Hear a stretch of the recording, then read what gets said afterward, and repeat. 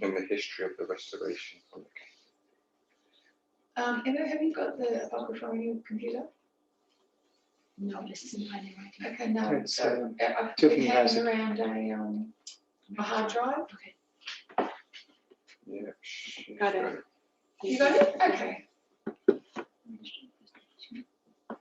How are you going there? Did you download it? Okay. Have you got plain writings on your phone?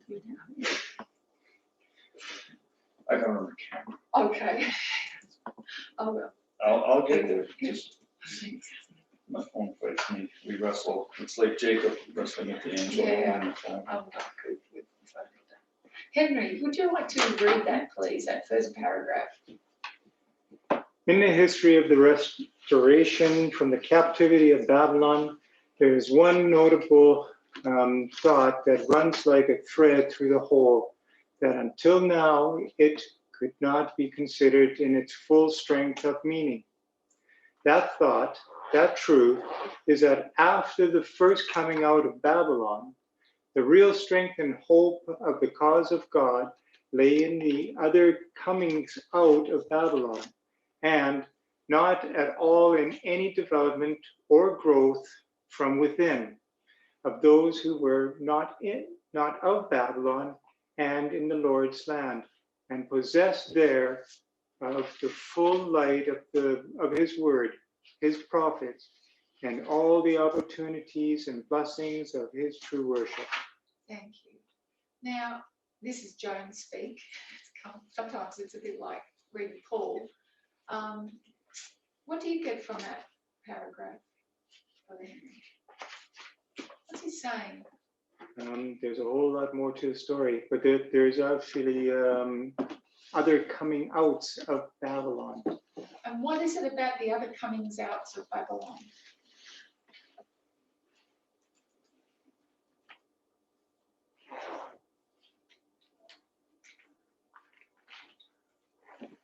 So God's church has been in captivity to Babylon. Mm-hmm.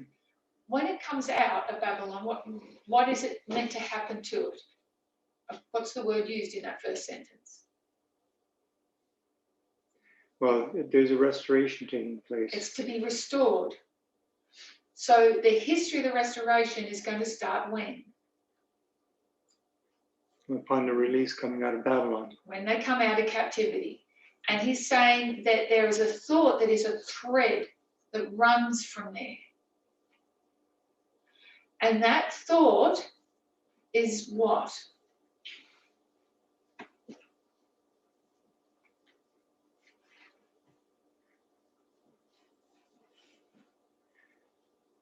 So that there's more coming out of Babylon. I don't know.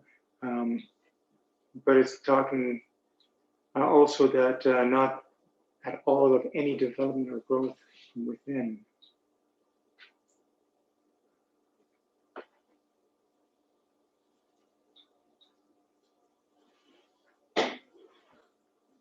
So could they reform themselves? Could they restore themselves? Do you think, was there any chance that they could do the work of restoration themselves without any external help? No. So the real strength and the hope of that restoration was in other comings out. It wasn't in the development or growth from within themselves.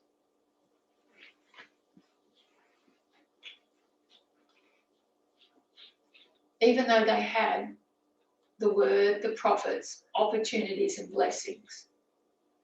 So we're going to read down into the next paragraph. I think it will help a little. The first coming out of Babylon was a glorious deliverance, a wonderful manifestation of God's power and grace, both through the powers of the world and upon his people. The most perfect freedom in work and worship in the world was theirs. Heaven and earth were united in their favour. But instead of being absolutely swallowed up in pure devotion, out of gratitude for all this wondrous favour of God, they soon began to drift into formality and worldliness. They neglected the cause and work of God and thought of worldly gain. They so slighted the truth of God, so lost true love for it, that they neglected to instruct their own children. I might just stop there. So they come out, and what is it? A glorious deliverance, a wonderful manifestation of power and grace. And what happens? Laodicea. Yeah. Yeah, so if we had left that line up there that, when we, see, the coming out that we saw in that line of the early writings, this kind of explains what happened in 1850, doesn't it? That was the church restored in October 22, 1844? No. There had to be continued restoration. They were coming, 1798, they're getting released from captivity. And so when was the glorious manifestation of the power of God? 44. Yeah, so if we just draw that line again. 1798, 1840, and we know that, and I'm going to write 1850, and 61 and 63. So from here on was a glorious manifestation of the power of God. So they're coming out of Babylon here. They're being released from the errors and darkness of superstition and tradition. And then we see this as a glorious manifestation of the power of God through to 44. So there's an increase in knowledge. And now they're going to get tested in 1850. And what happens to them? What happened to the children of Israel according to this paragraph? Worldliness. Formality. Yeah, they didn't get, they should have been, in this time period, they should have been swallowed up with what? Pure devotion and out of gratitude. Devotion and gratitude. But they went dormant and stupid and drifted into worldliness. And we know that they went, Laodicea is what? Is worldliness. Not in the worldliness of they didn't turn into horrible human beings. They didn't turn into, this isn't about morality. It was worldliness in the sense that they just started playing church. It became formal. They were still pious, but they'd lost their purpose. Now, let's tie this back to what Joan said in the first paragraph. He said that there's a thread that runs from the very first release of captivity. When was the first release of captivity? Way back, wasn't it? That coming out of Babylon. In what year? When did Cyrus release the? When release? 38-ish. 538. So they came out and they went into, instead of being swallowed up with gratitude and devotion, they went into formality. They never stopped being Jews. These never stopped being Adventists. They never stopped being Sabbath keepers. But what did he say the only hope for the restoration was? He's saying in that first paragraph, the only hope for restoration isn't in the first coming out, it's in the Other coming out. other coming out. When are the other comings out?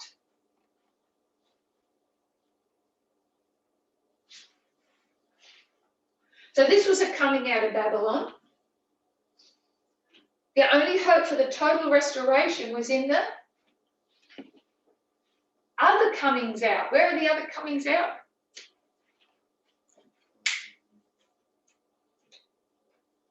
What was the, sorry? Not in 1850 when Should have been, shouldn't it? We had a chart. We're going to go to the world. What we were going to say? Come out of Babylon. It's only in the other coming out that you can see full restoration.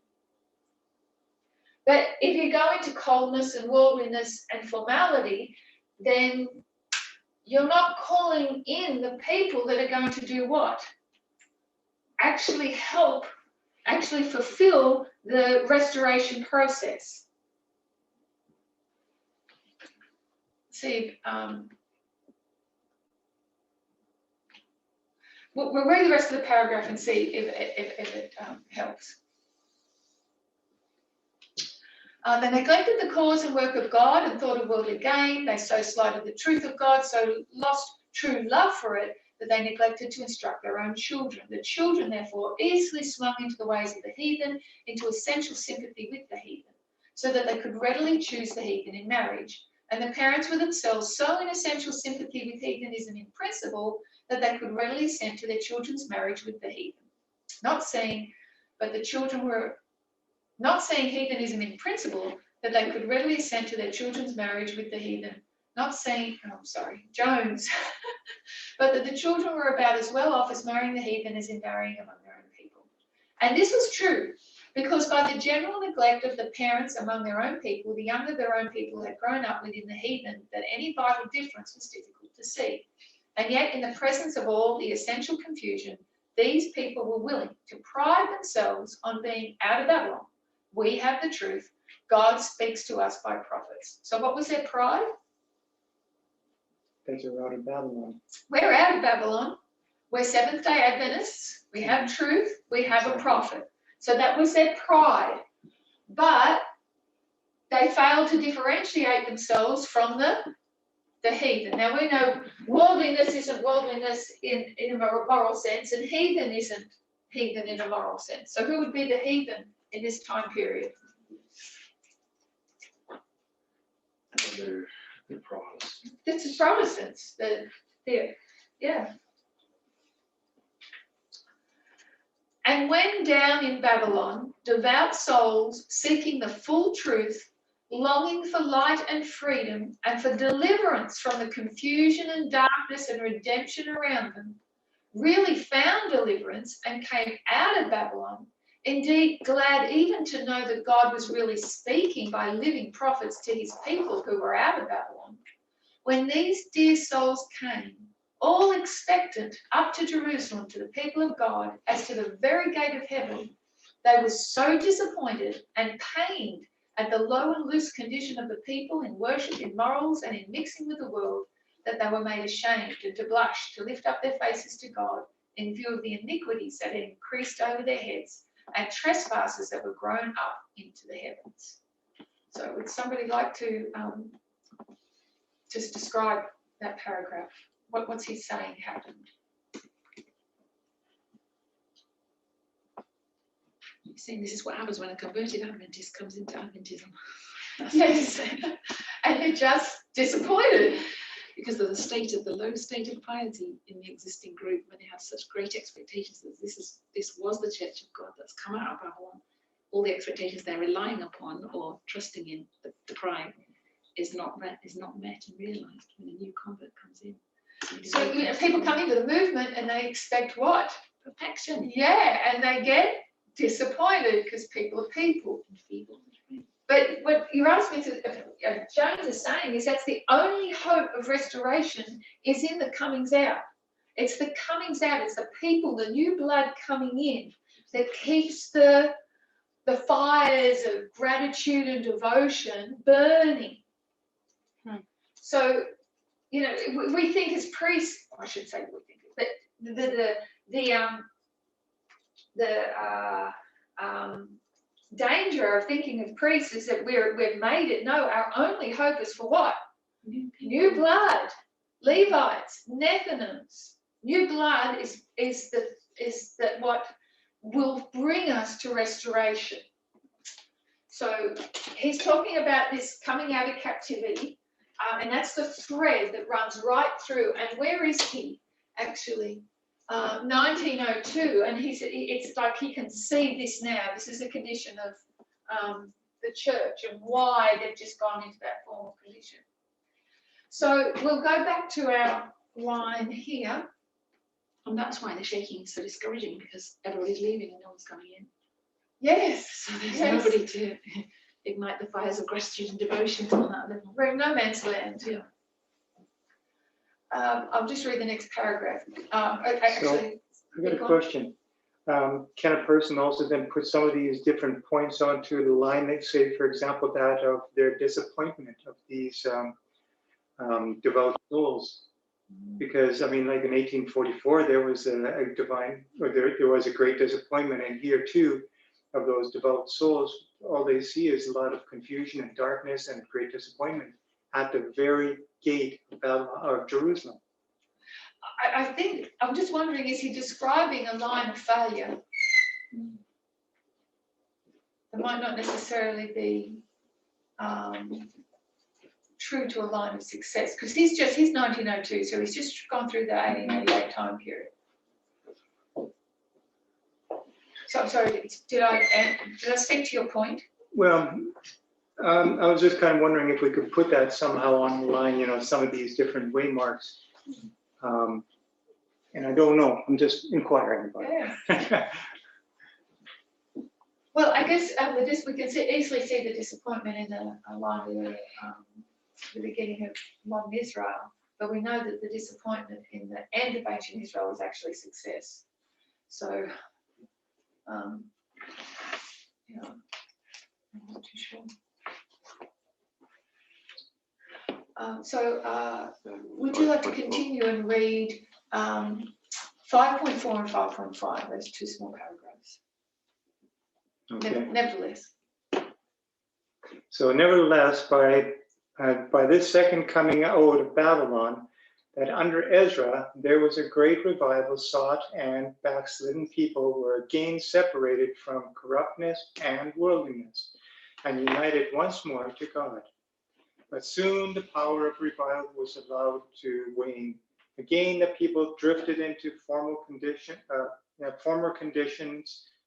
of worldliness, of money getting, of neglect of the cause and work of God, and of marriage with the heathen. Okay. So even when we think about our movement, and we came out of Babylon in 1989, when we think today of,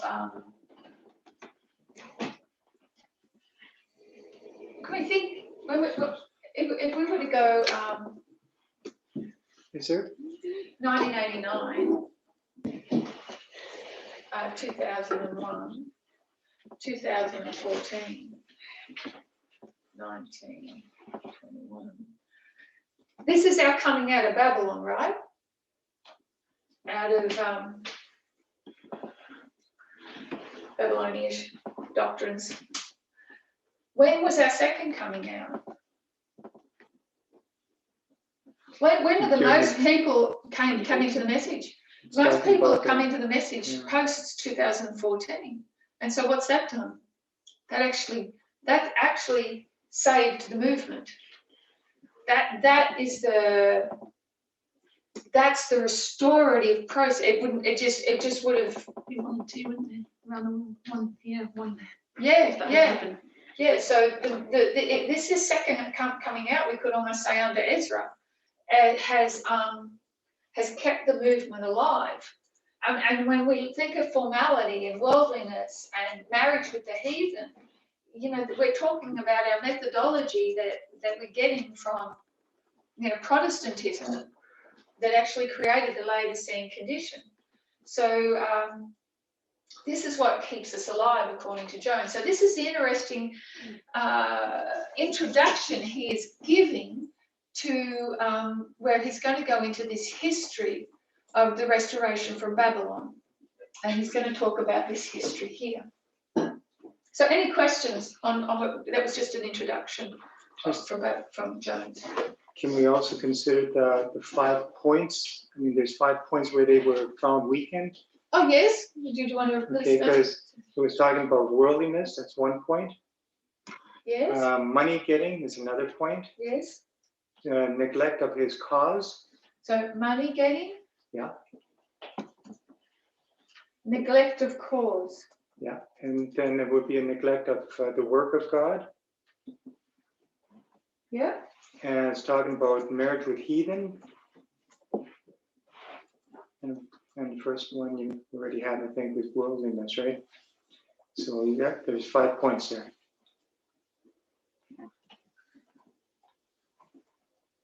Thank you. That's worth noting. Any other thoughts?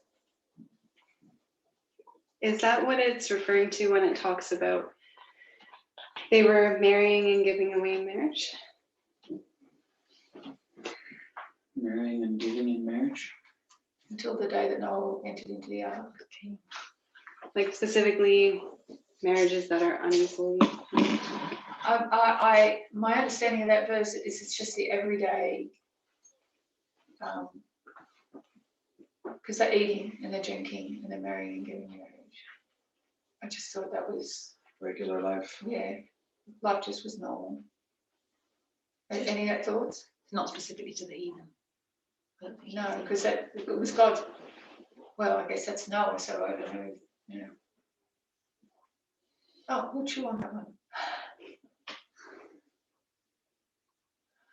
Okay, so we're not going to read all this, obviously, because he's written ad infinitum. So, but I just want to touch some things in the beginning. Restoration from Babylon from religious to political. After the time of Malachi, there is, strictly speaking, no such thing as a religious history of the Jews. God had closed his revelation. His voice was stilled. He spoke no more by prophets. The people had got entirely beyond the hearing of his voice.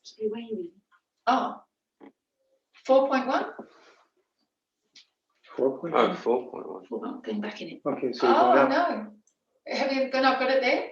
Our title is the final coming out and apostasy after. Yeah, we're at 5.5, and then now you went to 4.1. There isn't a 4.1, yeah. Is it the same article? It just starts with that paragraph in mind. Is it with everyone else? It's called Restoration from Babylon. Oh, maybe I've cut and pasted it wrong. Oh, so can you scroll back to 4.1? No, the article starts with 5.1. The previous article is 356. Oh, So I'm not sure whether I don't know it's where a it different is. article. Oh, it is. June 25. Okay. June. Okay, so what I've done is I've gone to the next. June 25, 1902. Okay. Saying only it's 4.1. My bad. Oh, you just skip the next Okay. article and go down, scroll Another down, article, what it is. yeah. Next article. It's Does not that the next help? one, it's the one It's after still that. not very low. There's something in How do I between. get back to the first one? Go to the first one, just go down. The depth of backsliding. Restoration from Babylon No, it from says June religious to 20, political. 22, just keep going down to this. June 25. It's just after dreadful Ah, morality. yeah. Thank you. We're Oh, good. I see. Yeah, yeah. Thank you. After the time of Malachi, there is, strictly speaking, no such thing as a religious history of the Jews.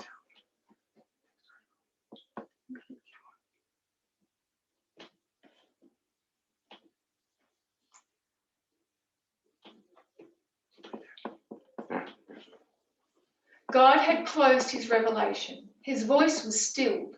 He spoke no more by prophets. The people had got entirely beyond the hearing of his voice. They were already political in their religion, and it was not long before their religion itself became political. So that henceforth their history is simply political, tending steadily more and more to that dreadful hour in which they openly renounced every principle of religion and openly proclaimed themselves political solely in their savage exclamation that awful night to Pilate and to the universe, "We have no king but Caesar." So I guess what he is saying there is that after Malachi, there was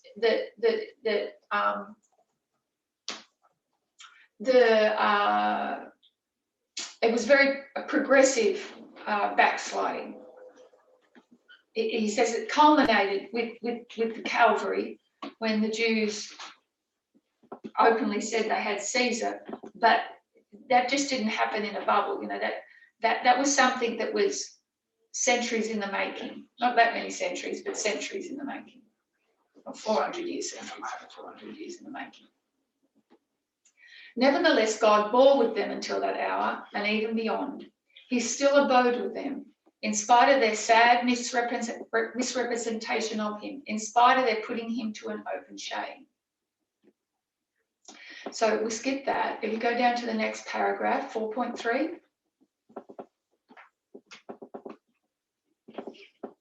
God had revealed himself to Nebuchadnezzar and had been accepted by him as the one true God and the everlasting King. And Nebuchadnezzar proclaimed him as such to all peoples, nations, and languages. God revealed himself to Darius the Mede and was also accepted and proclaimed by him to all peoples, nations, and languages. God next revealed himself to Cyrus, and by him likewise God was accepted and proclaimed to all nations as the God. As we have seen, the influence of Cyrus for this God and for his worship in the earth continued to shape the course of his successors, Cambyses, Darius, Xerxes, and Artaxerxes. So what has Jones done in that paragraph? What is he telling? Tiffany, could you explain to us the history of what he's explained in that paragraph?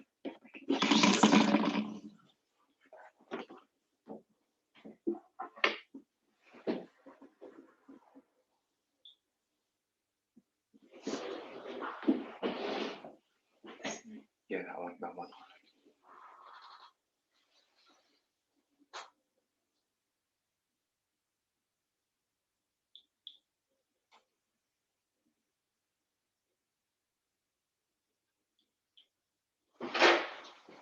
So the first part is talking about how God is showing himself to Nebuchadnezzar. And then Nebuchadnezzar shows God to the world. And then he reveals himself to Darius, who does the same thing. And then to Cyrus, the same thing. So basically God reveals himself to this leader, and then the leader will reveal God to all the nations and people. And what particular leaders has he pointed out here?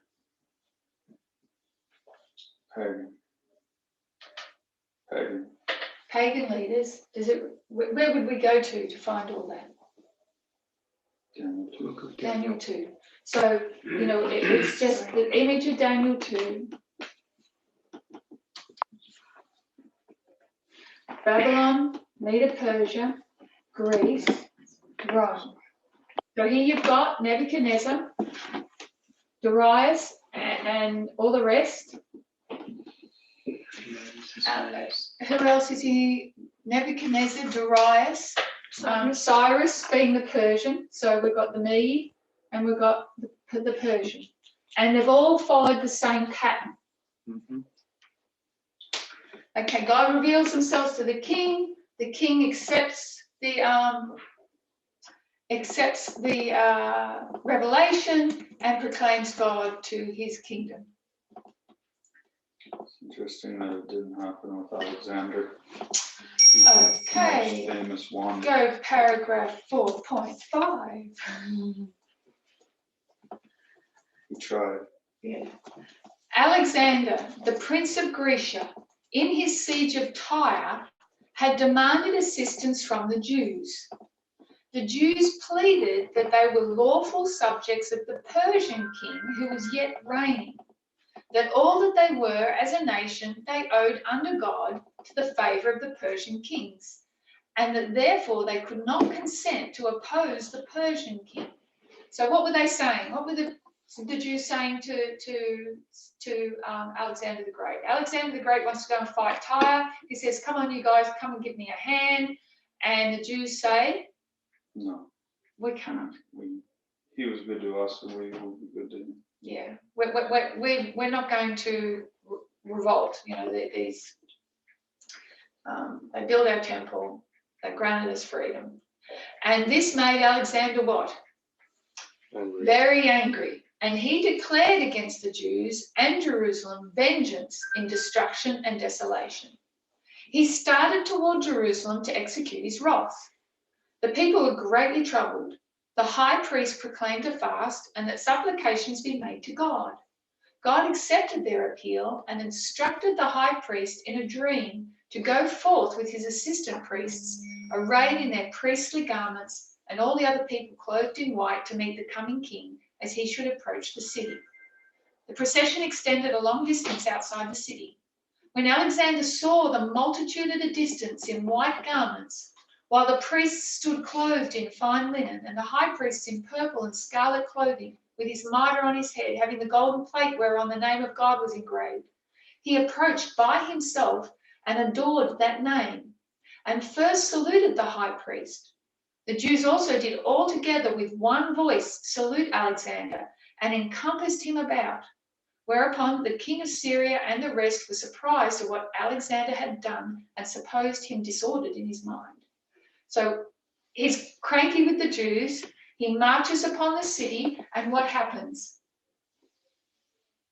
They know he's coming. So plan A, let's go meet him before he meets us. So they dress up in their finest, and they all go out, and Alexander is overwhelmed. And if we go on to read, you can go read later in your own time, but it says he adored the name, because the name is on the mitre. So he paid the high priest reverence, he bowed down, and his entourage were just amazed that he did that. And in explanation, he said, no, I dreamt this. This is deja vu. I saw that this would happen in a dream. The priest or Alexander? Alexander the Great. So the priest and Alexander both had the dream. No, the Alexander the Great had the dream. I'll just see if it's here. Okay, if you go to the next paragraph, Parmenio, which must be one of his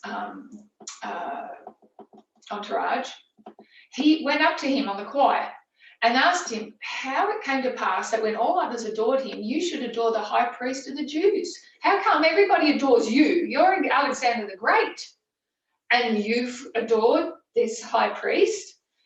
And Alexander the Great says, I did not adore him, but that God who hath honoured him with his high priesthood.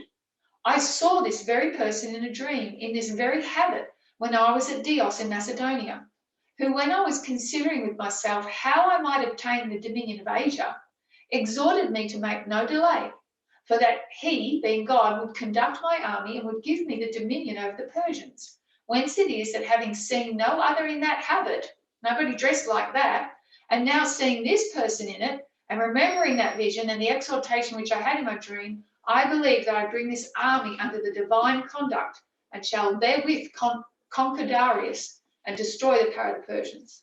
So it says, I dreamt, I saw this fellow dressed this way, who said, and the voice was, go and conquer Asia, it's yours. He's only just starting out here. So he recognizes this. And so he says, I'm not adoring this high priest, I'm adoring the God, the name on the mitre.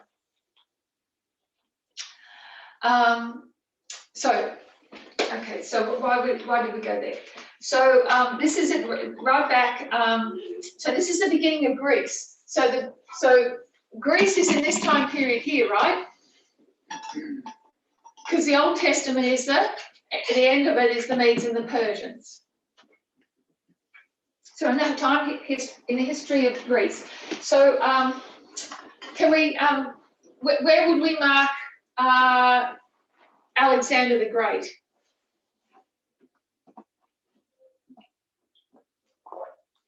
What's our date?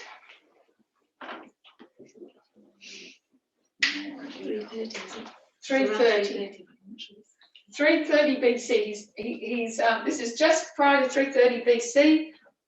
He's just starting out on his conquests, but you know that they're rapid ones. So anyways, Jones doesn't tell this here, other people tell it, how they took Alexander the Great into the city and into the temple, and the high priest instructed Alexander the Great how it all worked, how all about the sanctuary and its types and its symbology. They also explained to him the prophecies of Daniel, that he would be the next king of the world, and they showed him how the sanctuary worked, and he went, wow, that's cool, can I have a go? He wanted to sacrifice 2. And they said, no, you can't come in here. And he started to get angry again. They said, no, it's okay. What we'll do is we'll name all our children after you this year. And so he was happy with that. So it was something to console Alexander the Great. And so from that time onwards, you'll see a lot of Greek names in Jewish, that was their compromise. So there's a lot of, even today, a lot of Alexander names, whether it's Alexandria or Alexander, it all comes from that instance there. It was a compromise with Greece that made him happy. So Alexander conquers the world, and you're all familiar with his vast empire that stretched from India and bigger than it had ever been. But with that conquering of the world came what? It wasn't just military conquest. Education. Yes, it was the whole culture of Greece. When you think of the culture of Greece, you think of like education, All their gods.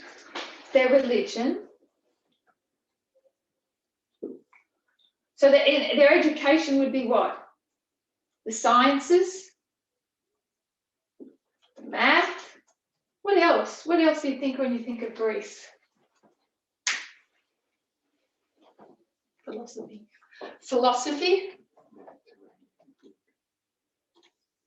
The Olympics. sport.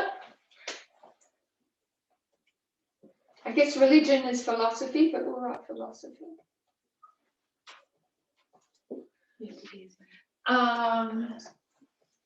I mean, even medicine. I don't know.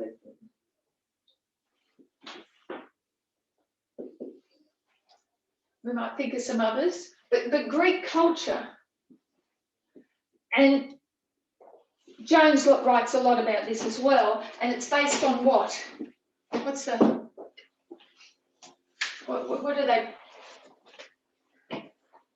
Logic. Is logic good or bad? No, that's good. Logic is great. When you think of maths, have you heard of Euclid's axioms? Euclid's axioms? No. Yeah, Google. It's all about lines. It's all about points. If you've got 2 points, you can have a straight line. Stuff that's like we would look at today and go, duh. Back then, it changed the world because everything was about logic. Euclid's axioms changed the way they built bridges. Nobody built a bridge the same way again after they, discovered all this, the maths and the science. The sport, the appreciation of the human body. Greek culture swept Alexander's vast empire, and their sense of ethics, the way they viewed the body was interesting because they actually codified beauty. They even the their highest form of sport was wrestling, naked, but man just pitted against man with no tool, no ball, no weapon. There was their highest form of sport. So behind it all is logic, and it's not that logic is bad of itself. It's just that they developed that logic into they worship the logic, I guess. It became their religion. So it sweeps the empire, and guess who takes a liking to it? Jews. The Jews. They love it. They love it, but they love it too much. And so what you see developing is, after this coming out of Babylon, and they go into this formality, you see developing within within the Jewish kingdom is, you see, I guess they were called Hellenists, or we wouldn't call them Hellenists. What's a Hellenist? What does Hellen mean? It's Greek for Greek. Okay, so Hellenists are people that love everything Greek. We would call them liberals. Versus conservatives. What's a conservative? Somebody who wants to conserve the way it was. Hellenists want to move forward. You know, the world's changing. We need to adopt these things. There's logic behind it. You know, we can improve. But in doing so, they lost, because they'd gone into formality, they'd lost sight of really their purpose and their work. Then you had conservatives that were really trying to protect. So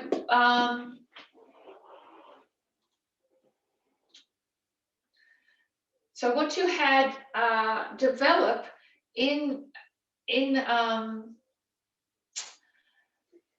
Judea was two parties. Now the Hellenists lived largely in the city. The conservatives were in the country, and there's really that. It was pretty much black and white. If you lived in Jerusalem, they built a gymnasium right next to the temple. They had they were having expensive and painful operations to reverse circumcision. They were just trying to adopt everything Greek. So it was really marked in the city, whereas out in the country it was very conservative.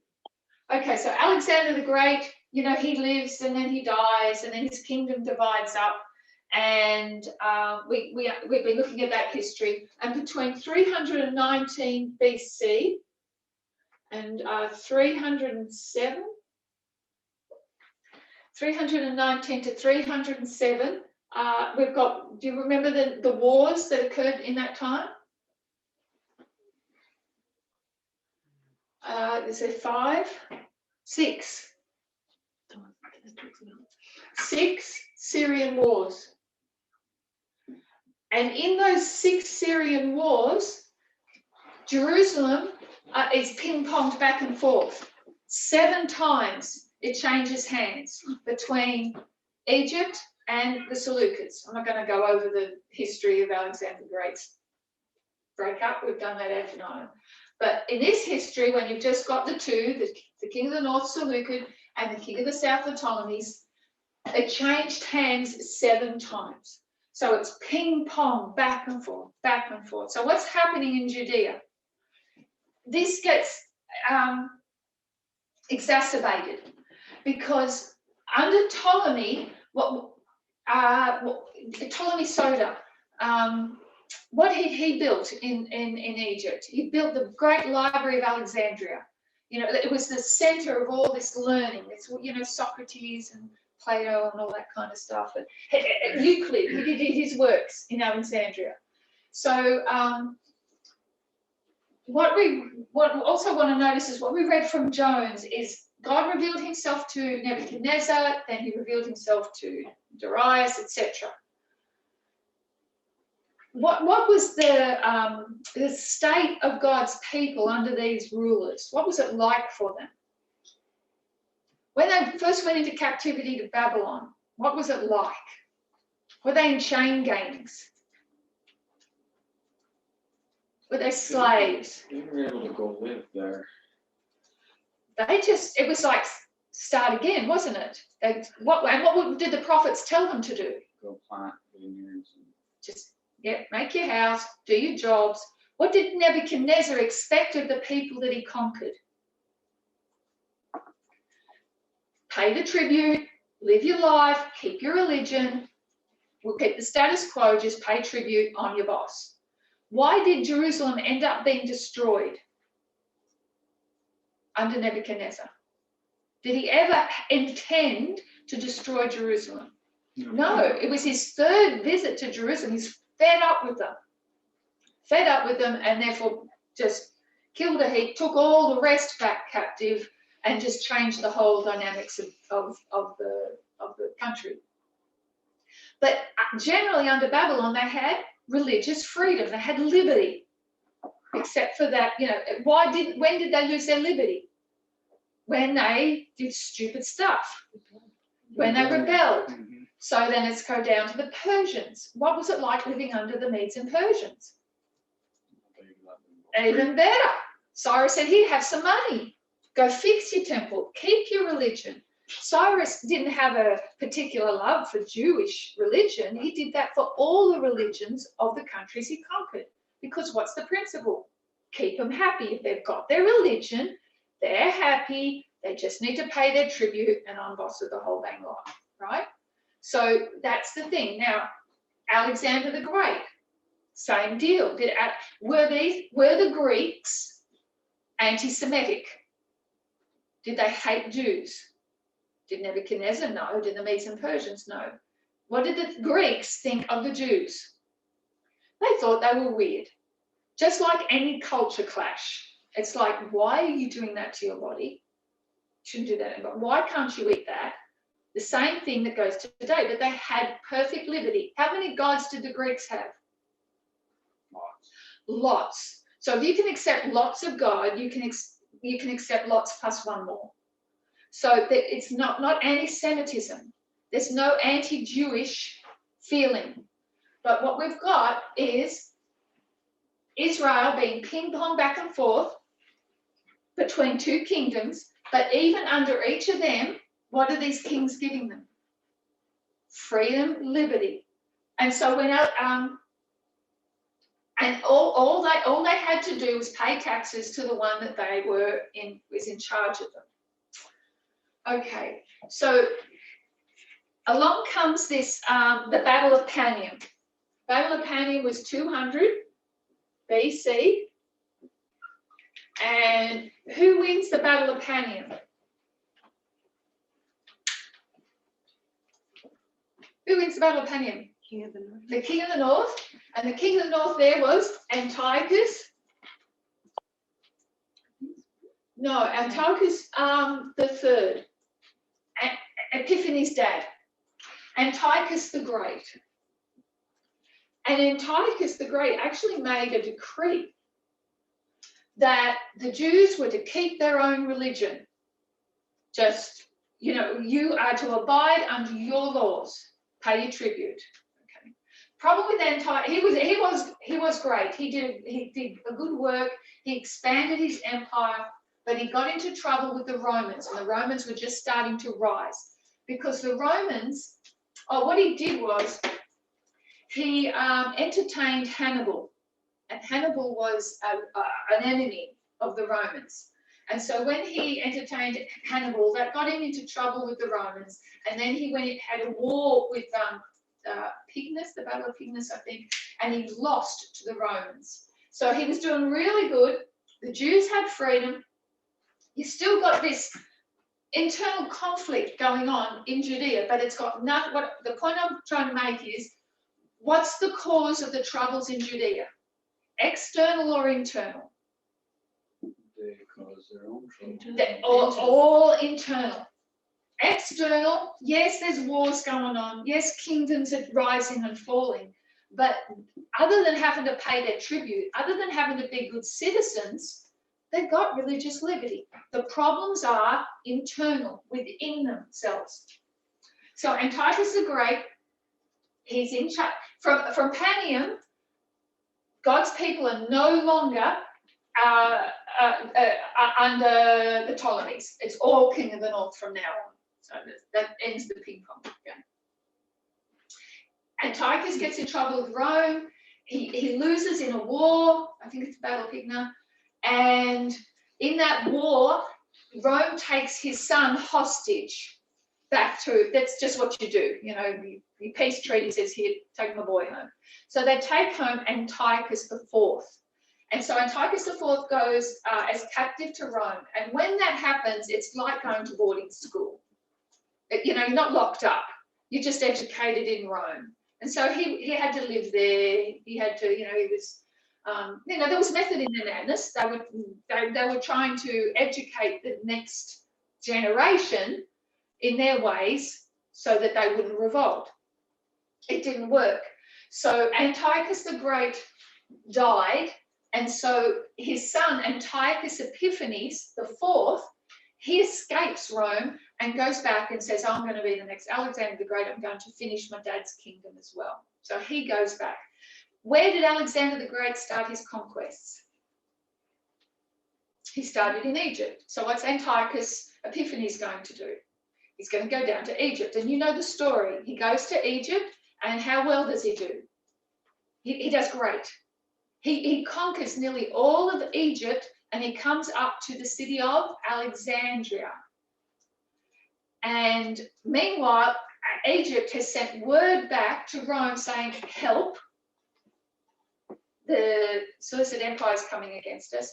So Rome sends an envoy over to Alexandria, who happens to be an old college mate of Antiochus Epiphanes the Fourth. And he comes out and meets him, you know the story, and says, stop, go home, and give back all that you've taken. And Antiochus says, oh, can I phone a friend? Can I talk to my generals? And the fellow draws the circle around him and says, you make up your mind before you step over the line. And Antiochus says, okay. And then they shake hands, because they're all friends, but he wouldn't shake hands with him until he'd made the decision. So Antiochus goes home. So, you know the map. He's down in Egypt. He is home. That's Egypt. This is Syria. So he's got to come home. Where's he got to go past?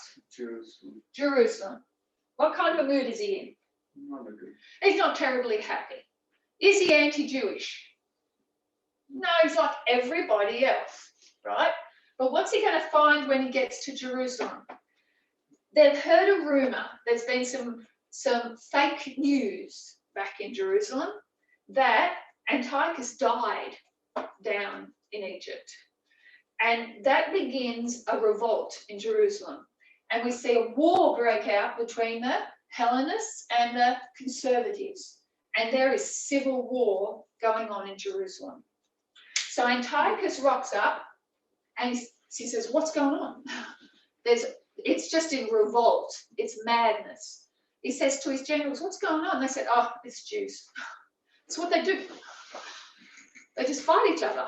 And he goes, all right, we're going to put an end to this. And so what does he do? He knows he has to get rid of their religion. Because what's the problem with Jews? It's their religion, right? So that's why he comes in, and of course he's the devil incarnate, because what does he do? No more sacrifices in the temple. No more scripture reading.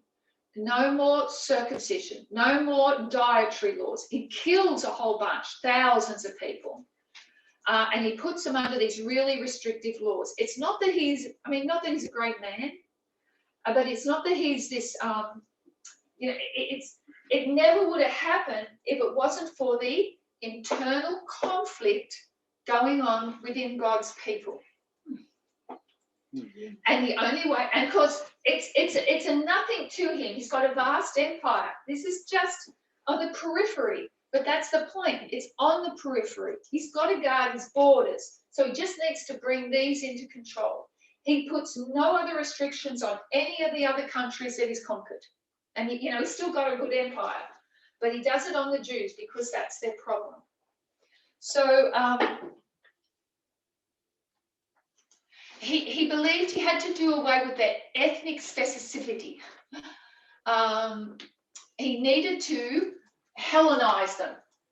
So you can imagine that there's a whole bunch of people in Jerusalem that are now happy, because that's what they wanted in the first place. But they didn't want it to that extreme. So you've got to be careful what you wish for, because they want to be Hellenists, but they want to be Jews as well. So he sets up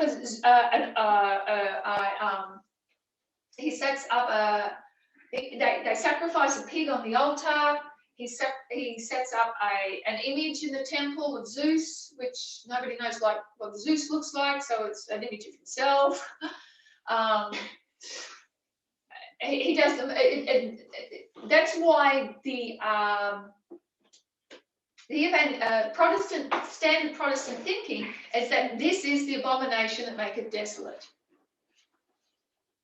This is Daniel 11 verse 11, 12.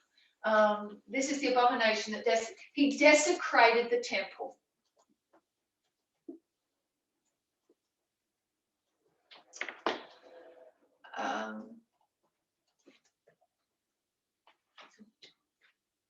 So I guess the purpose of what we're looking at now is that we've traced this history leading up to the revolt of Judas Maccabees.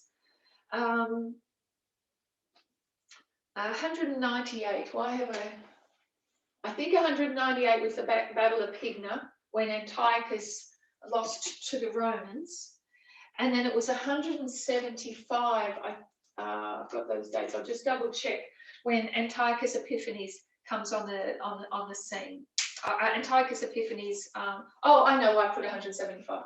175 BC is when our first Maccabees, a second Maccabees, begins its history. It takes us back to what preceded the revolt by Judas Maccabees. So the point of this is to see, both by reading of Jones, because Jones says it's God's people that go into this dormant, stupid state where they go into worldliness and formality that is their undoing. Their problems are internal. And then when we look at history, we can see that their problems are internal.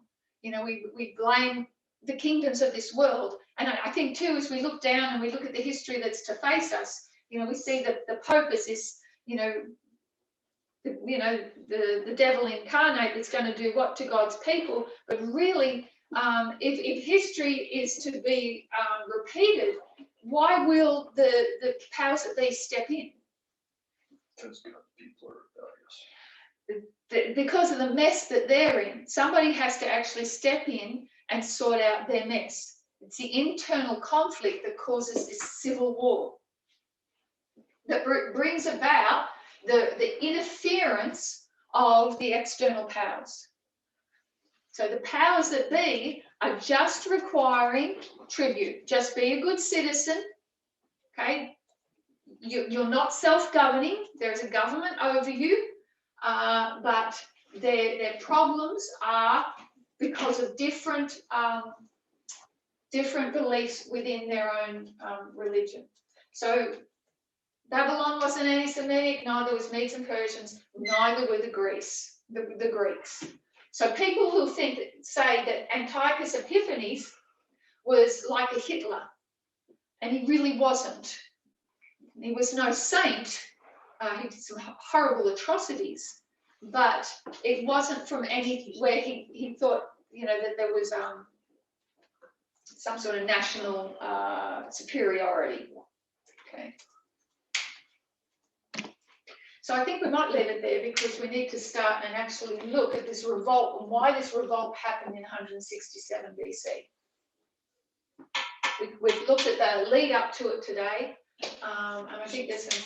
What was the date that he came to Jerusalem and caused a mess? Maccabees, or the Antigonus? Are you talking about the offering of pig's head? 167 BC was when they revolted. So when he actually, Showed up with it. when he showed up, yeah, good question. Because I don't think it was that year. It might have been the year before. But right there somewhere. Right there, Okay. yes. Yeah, that's fine. Because what they did was they put all these things in place in Jerusalem, but then he stayed around for a while, killed a whole bunch of people, really just stamped on the situation in Jerusalem, took total control of Jerusalem, and then he left soldiers there to keep the peace, but also they were to go out to the country towns and force it on all the country towns.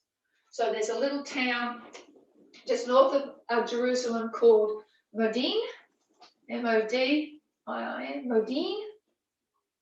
And this is this little, and if you're in a little country town, what are you?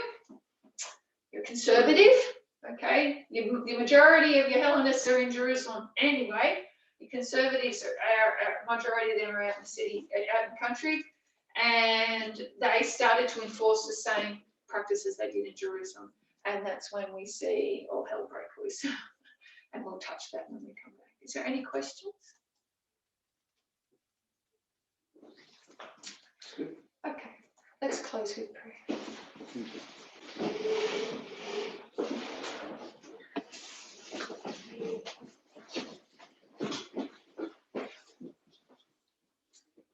Dear Heavenly Father, we thank you, Lord, that for the great men of the past, the men that wrote so much to help us to understand where we are today. We pray that we would understand their writings. We pray that we would understand the time that we are living in and the tolerance and the love that we should have for each other, that will, the things that we should stand up against and the things that we can put up with, what is important, what is life-saving, salvational, and what can be tolerated. We pray for that wisdom. We pray for the time that we now have to spend with each other, that you continue to be with us and that you continue to bless this fellowship. And we ask in Jesus' name. Amen.